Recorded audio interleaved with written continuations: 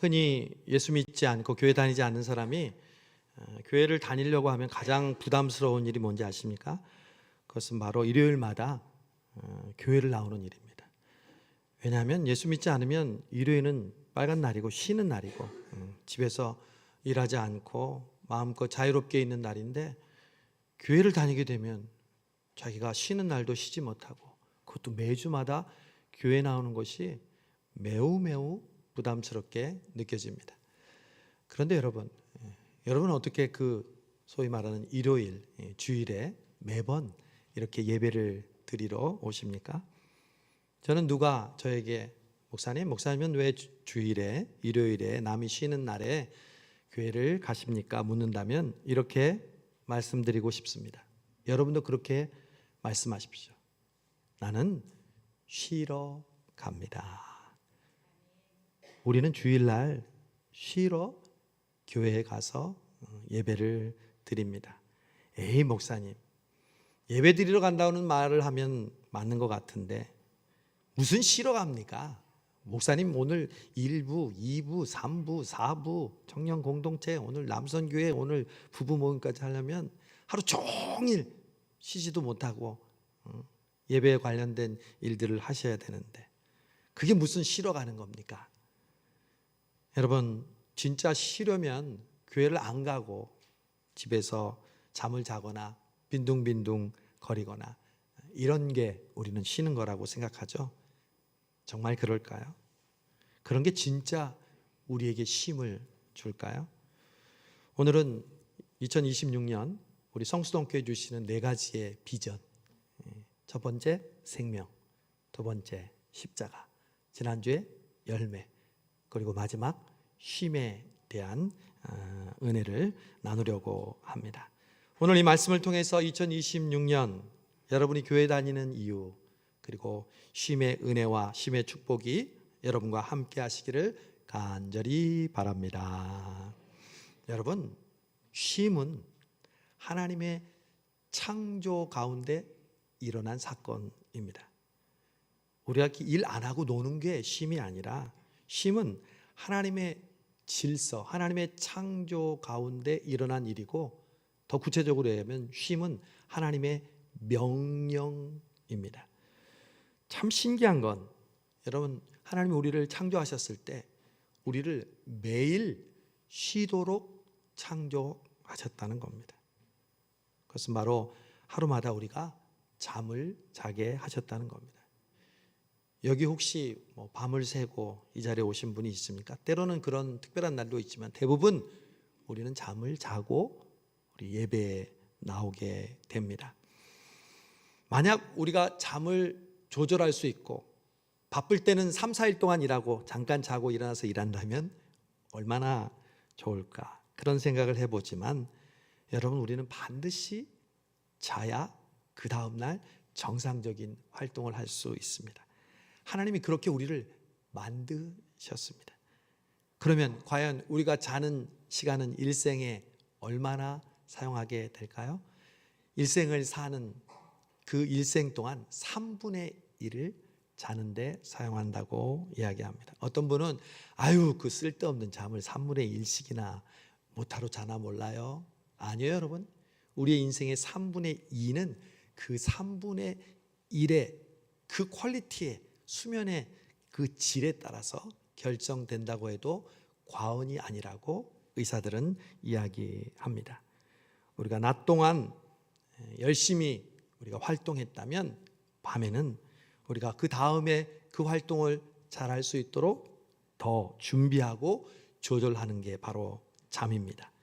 그리고 낮 동안 불필요하게 경험하고 느꼈던 것들을 지워버리고, 그리고 다시 우리의 감정도 원위치로 되게 하는 그 과정이 잠이라는 과정입니다. 그래서 잠을 잘 자면 아침에 어때요?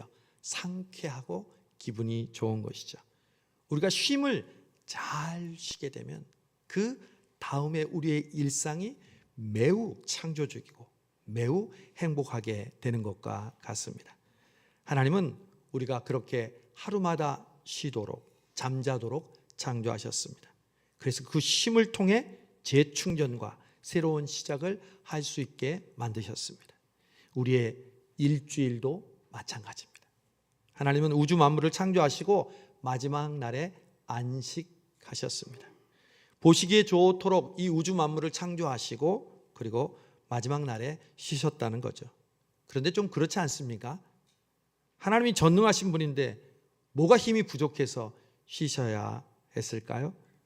하나님이 힘들어서 쉬신 것은 분명 아닙니다. 그러나 분명히 창세기 2장에서 하나님은 창조하시던 모든 일에서 손을 떼시고 쉬셨습니다. 그 쉼도 바로 창조의 한 부분이었다는 겁니다. 창조 질서의 한 부분이라는 것이죠. 그래서 쉼의 근원은 바로 하나님으로부터 출발합니다. 하나님은 그래서 우리에게 쉬라고 명령하셨습니다. 십계명 제4계명은 안식일을 기억하여 거룩하게 지키라 명령하셨습니다. 일주일의 하루를 반드시 쉬라는 겁니다. 일하지 말고 공부하지 말고. 제가 어렸을 때는 이 주일 성수가 굉장히 강조되었던 시기였습니다. 주일에는 가게에서 또 식당에서 뭘 사 먹지 않는 것이 원칙이었습니다. 놀러 가지는 않았죠. 또 버스나 대중교통도 사용하지 않은 것을 장려했습니다. 그리고 청년들이 직장에 가면 첫 번째 기도 제목이 뭘까요? 많은 월급을 받는 곳으로 가게 해달라는 기도가 아니라 주님, 주일 성수할 수 있는 직장을 주시옵소서. 그렇게 기도하도록 배웠습니다. 유대인들도 지금 그렇게 안식일을 철저하게 지킵니다. 유대인은 토요일이 안식일인데 그 안식일에 엘리베이터를 탈 때 그 버튼을 누르는 것이 일이 되어서요. 옆에 있는 이웃에게 그것을 눌러달라고 합니다. 집에 전등이 고장났을 때도 자기가 절대 고치지 않고 주변의 이웃에게 전등을 고쳐달라고 합니다. 물론 형식적으로 율법적으로 쉼을 안식을 지키는 것은 문제지만 예나 지금이나 변하지 않는 것은 주일은 쉬는 날이고 우리에게는 반드시 쉼이 필요하다는 것입니다. 그러면 과연 어떻게 쉬어야 할까요? 오늘 본문은 예수님이 우리에게 쉼의 본질에 대해서 가장 정확하고 가장 명쾌하게 설명해 주시는 구절입니다. 2000년 전이나 지금이나 예수님의 인생들을 보니까 너무너무 사람들이 수고하고 고단해 보이셨습니다. 예수님은 그렇게 수고하고 힘들어하는 인생들을 향하여 오늘 말씀하십니다. 수고하고 무거운 짐진 자들아 다 내게로 오라. 내가 너희를 쉬게 하리라. 여러분, 쉼은 예수님의 부르심을 통해서 예수님의 초대를 통해서 시작됩니다. 우리가 일주일 동안 일하느라 힘들고 세상을 살아가느라 고단할 때 예수님께서 우리를 부르십니다. 사실 평범한 삶을 영위하는 모든 사람들은 한 주간의 삶이 힘들고 고단합니다. 그런 우리를 주님이 부르십니다. 왜요?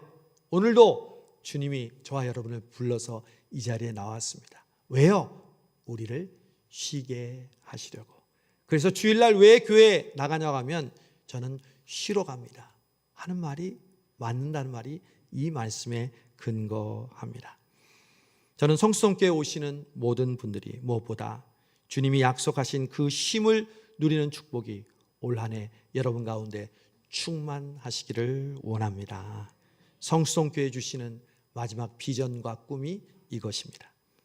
우리에게 첫 번째 생명을 주시고 그리고 십자가를 지게 하시며 그 열매를 맺고 나누게 하신 주님은 우리에게 또한 쉼을 주십니다. 성수동 교회에는 주님이 주시는 쉼이 있습니다. 뜨거운 햇살이 비치는 여름 오후에 동네 어귀에는 큰 느티나무가 있었습니다. 그 느티나무 주변에 상위에서 평상에서 장기를 두시며 부채질 하시는 어르신들이 있었죠. 그리고 아이들은 나무 그늘 아래서 숨바꼭질을 했습니다. 교회는 바로 이런 쉼의 그늘이 되는 곳입니다. 찬송가 471장은 이렇게 노래합니다. 십자가 그늘 밑에 나 쉬기 원하네. 예수님은 십자가의 그늘로 우리를 초대하십니다. 그리고 수고하고 무거운 짐진 자들아 다 내게로 오라, 내가 너희를 쉬게 하리라 말씀하십니다. 그렇습니다. 진정한 쉼은 예수님을 통해서만, 예수님 안에서만, 예수님의 의에서만 얻을 수가 있습니다. 일본의 신학자 우찌무라 간조는 이렇게 고백했습니다. 나의 휴식은 예수 그리스도 안에 있다. 그리스도를 떠나서는 휴식이 없다. 산의 고요함, 바다의 잔잔함도 그리스도를 떠나서는 나에게 휴식을 줄 수 없다. 여러분, 그렇습니다. 우리는 예수님 안에 있을 때만 진정한 쉼을 누릴 수가 있습니다. 저와 여러분이 오늘 예배 드릴 때 우리가 진정한 쉼을 누리는 이유가 바로 그것 때문입니다. 자, 그러면 예수님이 우리를 초대하셨죠? 수고하고 무거운 우리는 예수님께로 갑니다. 간 다음에 어떻게 되나요? 예수님 말씀하신 대로 쉼을 얻어야겠죠. 그런데 사실 오늘 말씀은 참 이상합니다. 앞뒤가 맞지 않습니다. 오늘 말씀을 읽으면서 이상하다고 생각하지 않는 사람은 이상한 사람입니다. 전혀 논리적이지 않기 때문에 그렇습니다. 수고하고 무거운 짐진 자들을 초대했어요. 예수님께로 갔더니 예수님께서 내 멍에를 메라고 말씀합니다. 아니, 멍에가 뭡니까? 쉬는 도구입니까? 일하는 도구입니까? 일하는 도구입니다. 짐승에게 일을 시킬 때 그것을 어깨에 묶어서 수레나 쟁기를 끌게 하는 기구가 멍에가 아닙니까? 그러므로 멍에를 맨다는 것은 힘든 일을 한다는 것이죠. 무거운 짐을 더 지게 된다는 뜻입니다. 그러면 예수님이 하신 말씀을 다시 한번 해석하면, 너희들 힘들지? 무겁지? 내가 쉬게 해줄게. 우리를 불러놓고 옛다 나의 멍에를 한번 메라. 더 힘든 짐을 부과하는 것과 같습니다. 우리 입장에서는 혹을 때려 왔다가 쉬러 왔다가 더 힘들어지는 것과 같습니다. 그러면 예수님의 말씀은 감언이설이었습니까? 더욱이 예수님은 나의 멍에, 주님의 멍에를 메라고 말씀합니다. 아니, 왜 우리가 주님의 멍에까지 메야 합니까? 내 멍에도 힘들어 죽겠는데 예수님이 내 멍에를 메주셔야죠. 왜 우리가 주님의 멍에까지 맵니까? 그게 우리를 쉬게 하는 거라고요? 여러분, 그런데 이 말씀은 사실 비유입니다. 그리고 팔레스타인 사람들은요, 이 멍에의 비유를 들으면 아주 잘 이 말씀이 맞다는 것을 이해할 수가 있습니다. 그래서 성경은 반드시 그 문화적인 배경을 이해해야 합니다. 여러분, 우리나라에서는 흔히 밭을 갈 때 소가 멍에를 맬 때 한 마리가 맵니까? 두 마리가 맵니까? 일반적으로 한 마리가 맵니다. 그러나 팔레스타인 지역에는요, 두 마리의 소가 멍에를 맵니다. 그걸 겨릿소라고 이야기합니다. 흔히 우리 엄마 소가 멍에를 매면 그 옆에 아기 소가 함께 멍에를 매죠. 그러면 여러분, 아기 소가 멍에를 매면 그 힘은 누가 씁니까? 엄마 소가 씁니다. 그래서 그 멍에를 메고 있지만 그 힘이, 그 방향이 모두 엄마 소에 의해서 진행되기 때문에 나는 쉽고 가벼운 것이죠. 그래서 예수님이 내 멍에를 메라고, 그게 너희를 쉬게 한다고 말씀하신 것이죠. 여러분, 주님의 멍에는 우리에게 쉽고 가벼운 멍에가 됩니다. 주님의 멍에는 우리를 하여금 더욱더 활기차고 생명력이 넘치는 삶을 살 수 있게 합니다. 그런데 사람들은 신앙생활을 한다고 하면서도 정작 주님과 함께 지는 멍에를 메려고 하지 않습니다. 주님과 함께 멍에는 지지 않고 자신의 멍에를 지면서 더 편하게 살고 더 쉽게 살고 주님의 멍에는 요리저리 피하려고 합니다. 그러나 그럴수록 나의 삶은 오히려 무거워질 뿐이죠. 오래전에 있었던 사건 사고입니다. 이름하여 서초동 새 모녀 살인 사건입니다. 문제는 그 범인이 남편이자 아빠였다는데 충격을 준 사건이었습니다. 이 남편은 자신이 아내와 큰딸, 작은딸을 수면제로 먹이고 목졸라 죽입니다. 범행 후에 자신도 자살하려고 했지만 죽지 못하고 도망치다가 검거당했습니다. 그런데 그 이유를 보니 생활고였습니다. 이 남편은 명문대학 출신이고 대기업과 중소기업의 임원으로 일하다가 일찍 회사를 그만두게 됩니다. 자신의 수입원이 떨어지자 아파트를 담보로 일단 5억 원을 대출받습니다. 직장을 그만두고 아내와 자녀들에게는 직장을 다니는 것처럼 보이기 위해서 선후배 사무실로 오가다, 그리고 최근에는 고시원으로 출퇴근하면서 살았습니다.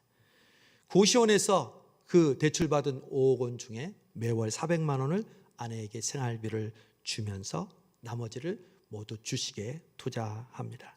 그러나 모든 돈을 다 잃고 나서 이를 비관해서 그 사고를 저질렀다는 겁니다. 황당했던 사실은 아내의 통장에 몇억 원이 있었다는 겁니다. 그리고 자신의 아파트 값도 시세가 10몇억 원이었는데 그는 정신병도 없었고 우울증도 없었습니다. 그냥 자신의 실패 때문에 아내와 딸들이 불행해질 거라는 생각 때문에 그런 일을 저질렀다는 겁니다. 여러분, 우리에게도 실패나 좌절과 고통의 시간이 옵니다. 여러분, 그 고통은 우리에게 어떤 의미일까요? 그것은 바로 우리에게 쉼의 시간이라는 겁니다. 많은 사람들이 일하고 성공할 줄 알지만 제대로 쉴 줄을 모릅니다. 그러니까 고통이라는, 좌절이라는 쉼의 시간이 올 때 우리는 그것을 견디지 못하는 것이죠. 그 쉼을 쉴 줄 알 때 우리는 진정한 풍성한 열매를 맺을 수 있게 됩니다. 감나무가 매해마다 감을 많이 맺다가 어느 해에는 감을 하나도 맺지 않습니다. 그것을 바로 해걸이라고 합니다. 박노해라는 시인이 이 해걸이라는 제목으로 시를 지었습니다. 그의 가을이 다숲게 익어가도 우리 집 감나무는 허전했다. 이웃집엔 발갛게 익은 감들이 가지가 휘어질 듯 탐스러운데 학교에서 돌아온 허기진 나는 반이라는 어머님을 찾아가 징징거렸다. 왜 우리 감나무만 감이 안 열린단가? 응, 해거리하는 중이란다. 감나무도 산 목숨이어서 작년에 뿌리가 너무 힘을 많이 써부려서 올해는 꽃도 열매도 피우지 않고 시방 뿌리 힘을 키우는 중이란다. 해거리 할 땐 위를 쳐다보지 말고 발 아래를 내려다 봐야 하는 법이란다. 그의 가을이 가도록 나는 위를 쳐다보지 않고 더는 징징대지 않았다. 땅속에 뿌리가 들으라고 나무 밑에 엎드려서 나무야 힘내라, 나무야 힘내라, 땅심아 들어라, 땅심아 들어라, 배고픈 만큼 소리치곤 했다. 여러분, 우리의 삶 속에 열매가 맺혀지지 않고 우리의 원하는 대로 우리의 삶이 가지 않을 때 오히려 고통과 낙심이 되는 그때가 바로 우리의 땅심을 키우는 시간임을 믿으시기를 바랍니다. 하나님이 우리에게 주시는 상황은 우연이 없습니다. 요셉이 형들에게 팔려가는 것도, 모세가 동족으로부터 배신받는 것도, 그 어떤 것도 우연이 없습니다. 하나님께서 우리에게 땅심을 키우게 하시려는 그 쉼을 누릴 수 있는 자, 그 쉼을 이루는 자만이 결국 아름다운 열매를 맺을 수 있다는 것이죠. 오늘 예수님은 우리에게 그 쉼에 대한 또 다른 비결을 우리에게 말씀해 주십니다. 마지막 교훈입니다. 그것은 우리가 주님의 멍에를 함께 맬 때 주님을 배우게 된다는 것입니다. 멍에를 맨 손은 함께 걷죠. 누구와 걷습니까? 바로 온유하고 겸손하신 주님입니다. 그분과 함께 멍에를 매는 힘이 안 들 뿐만 아니라 그분을 닮게 된다는 것입니다. 그분의 온유와 겸손을 배우게 된다는 것입니다. 그때 우리의 삶이 참 평안과 쉼을 누리게 됩니다. 여러분이 아무리 부귀와 영화를 누리고 있다 해도 여러분 마음이 온유하지 않고 겸손하지 않는다면 그것은 여러분에게 진정한 쉼을 줄 수가 없습니다. 예수님과 멍에를 맬 때 우리에게 변화가 이루어집니다. 그것은 바로 배움입니다. 그리고 깨달음입니다. 주일마다 우리는 쉬러 오는데 쉬러 왔을 때 우리에게 깨달음을 주시는 것입니다. 내가 어떤 존재인지를 우리는 알게 됩니다. 여러분, 사실 우리는 누구 때문에 가장 상처받고 힘들고 고달픈 줄 아십니까? 여러분의 가족 중에 힘들게 하는 사람이 있습니까? 여러분의 주변에 일하면서 여러분을 고통스럽게 하는 사람이 있습니까? 아니요. 그 사람들 때문에 내가 가장 힘들고 고달픈 것이 아니라 바로 나 자신 때문에 우리는 가장 힘들고 고달픕니다. 나는 끊임없이 나를 만들고 포장하려고 하기 때문입니다. 진정한 내 모습이 아니라 경제적인 수준과 사람들이 보는 눈으로 끊임없이 나를 포장하려고 합니다. 나 아닌 나를 원하고 만들고 노력하는 것입니다. 그러니까 피곤합니다. 그러니까 만족이 없습니다. 그러니까 쉼이 없습니다. 집에서는 마음껏 말하고 화내고 욱하고 함부로 하면서 교회에 오면 좋은 말과 좋은 표정과 저를 포함해서 그렇게 나를 만드는 사람들은요, 피곤하고 힘들고 지칩니다. 어느 연예인이 있었습니다. 모든 연예인이 그러하듯이 이 연예인은 자신의 SNS로 이제 많은 팬들을 가지고 있었습니다. 그의 SNS는 소문이 났는데 너무너무 업데이트도 잘 되고 또 댓글을 달면 한 사람 한 사람에게 댓글을 달아주는 친절한 SNS로 유명했습니다. 그래서 네티즌들이 뽑은 가장 우수한 연예인 SNS라고 뽑히기도 했습니다. 그래서 이 연예인은 신이 나서요, 더욱 자신의 SNS를 관리하기에 열심을 냈습니다. 지방 촬영 기간 중에도 남들은 밤에 여관에서 쉬고 있는데 자기는 PC방에 가서 SNS를 관리해야 했습니다. 식당에 가서 식사를 할 때도 자신이 맛있게 음식을 먹는 거에 관심이 아니라 이 사진을 찍어서 올려야지 하면서 우리 젊은이들이 하는 것처럼 사진 찍는데 열안이 되었습니다. 밥을 먹으면서 아침에 일어나서도 항상 SNS에 신경을 썼습니다. 그러던 어느 날 자기가 그 SNS의 노예가 되어 있다는 것을 깨닫게 됩니다. 그리고 그 SNS에 포장된 나는 진짜 나가 아님을 알게 됩니다. 그래서 과감하게 그 SNS를 폐쇄하기로 결정했습니다. 정말 그렇게 했더니 자신을 돌아볼 수 있는 여유와 시간이 되었습니다. 더 이상 자기를 포장하지 않아도 되는 그러한 삶의 여유를 발견하게 되었다고 말했습니다.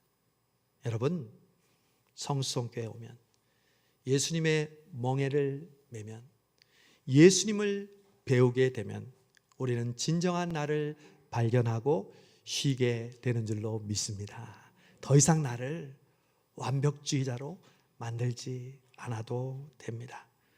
감추고 싶은 나, 드러내고 싶지 않은 내가 공동체 안에서 드러나게 됩니다. 정말 하나님께서 그런 나의 모습을 함께 고백할 때 우리가 함께 우리의 마음이 겸손하게 되고 온유하게 됩니다. 지난 금요일에 우리 구역장들과 함께 구역장 모임을 가졌습니다.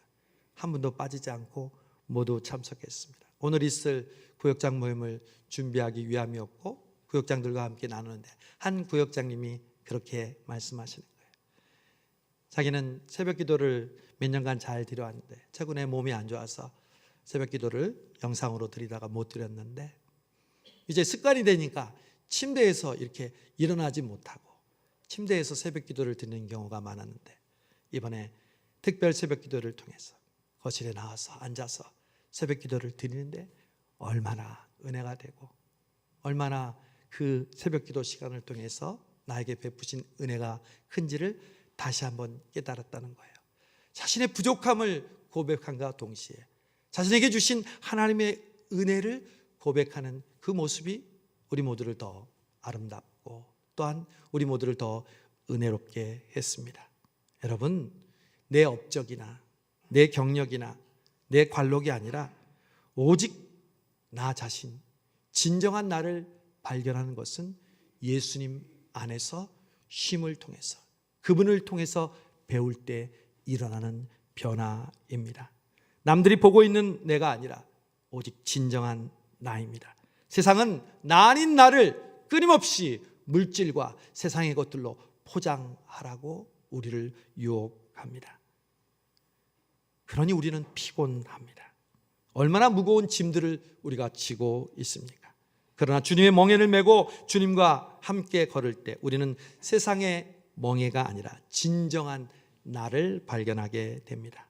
우리가 얼마나 교만했었는지, 우리가 얼마나 온유하지 못했는지. 아브라함을 보면서 정말 우리는 온유하지 못하더라고요.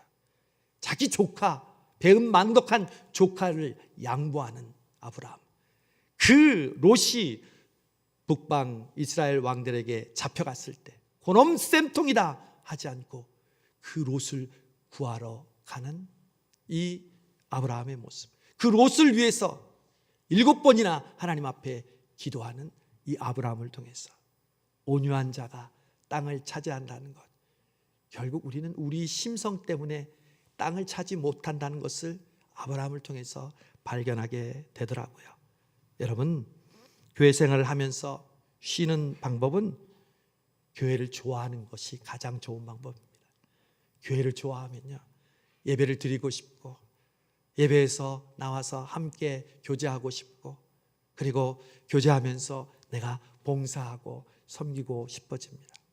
어제도 그 추운 날 몇 분이 오실까 했는데 일남선교회와 또 우리 6구역이 12명이 그 추운 날 전도했습니다. 저도 서울숲지구대 앞에 있는데 제가 그 지구대 앞에 서서 전도하는 날 중에 가장 춥더라고요. 여름에는 햇빛이 안 들어와서 너무 좋다고 생각했는데 겨울에 햇빛이 안 들어오는 그 자리에서 서 있으니까 귀가 금방 얼고요, 발이 동동동 거리더라고요. 그런데도 제 마음이 기쁨과 평안을 얻었습니다.